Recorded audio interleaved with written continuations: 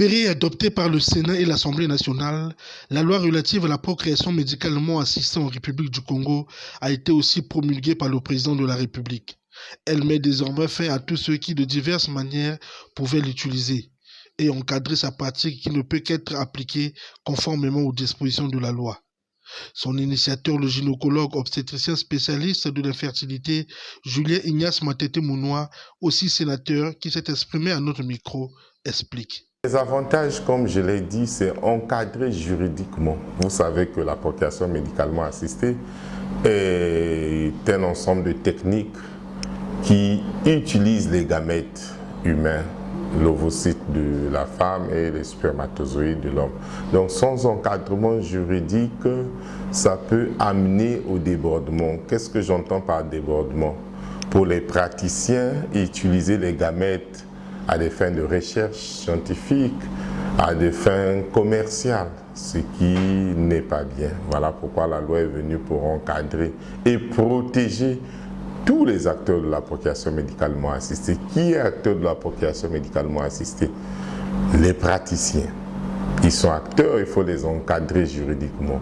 Les centres qui pratiquent la procréation médicalement assistée et même les patients, on va dire, les couples qui viennent pour bénéficier de la procréation médicalement assistée doivent être protégés. Dans le cadre de la loi procréation médicalement assistée, la loi n'intervient qu'après, a signifié son initiateur. Dans tous les pays au monde, il n'y a aucun pays où la loi est venue avant dans le cadre de la procréation médicalement assistée. En référence, nous allons citer la France. Ici, le premier bébé Amandine français est né en 1982. Pourtant, la loi n'est venue que 12 ans plus tard, en 1994. L'Inde, où j'ai été formé, qui est le pays référentiel dans la procréation médicalement assistée, a eu sa loi 40 ans plus tard. Dans la sous-région d'Afrique centrale, nous avons le Cameroun à côté, qui pratiquait déjà depuis 1998. La loi n'est venue qu'en 2002. Donc au Congo, on va même dire que c'est une performance jamais vue. Nous avons commencé cette pratique au Congo en janvier 2023 et en 2024, la loi était déjà sur la table du Parlement et promulguée par le président de la République le 3 avril 2025. C'est la loi 7-2025 du 3 avril 2025. L'initiateur de la loi et spécialiste de l'infertilité s'est exprimé aussi sur les critères d'admission à la procréation médicalement assistée. Alors, pour bénéficier de la procréation médicalement assistée, c'est tout couple qui a un problème d'infertilité. Donc, vous vous êtes marié, vous avez des rapports réguliers, après un certain temps, en moyenne c'est 12 mois, sans la grossesse, sans la survenue d'une grossesse, vous pouvez consulter un médecin gynécologue qui va vous examiner et si l'indication d'une procréation médicalement assistée est posée, vous pouvez désormais bénéficier de cette technologie sur place au Congo au lieu d'aller à l'étranger. Et oui, effectivement, les montants ne dépendent pas des centres, ça dépend des intrants.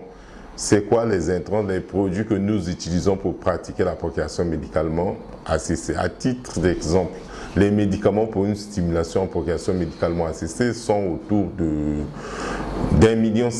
Ça fait à peu près $2,500. C'est que les médicaments. Et en dehors des médicaments, vous avez encore les milieux de culture qui viennent de l'étranger, de Norvège, de France, ce qui rend la PMA un peu cher. On va dire c'est autour de $4,000 par là, 3 millions de francs CFA. Voilà pourquoi nous sollicitons de la part des pouvoirs publics, c'est une invite, nous sollicitons que les centres qui pratiquent la procréation médicalement assistée, qui accompagnent cette tranche de la population qui est stigmatisée, soient déclarés centres d'utilité publique pour que nous puissions bénéficier des exonérations, ce qui fera que la procréation médicalement assistée revienne moins chère. Le Congo, qui est dorénavant détenteur de cette loi sur la procréation médicalement assistée, vient après le Cameroun, qui l'en a adopté en 2022 comme le premier pays en Afrique francophone du centre. Et en Afrique tout entière, moins de 10 pays disposent de cette loi, a fait savoir le docteur Matete Mounoua.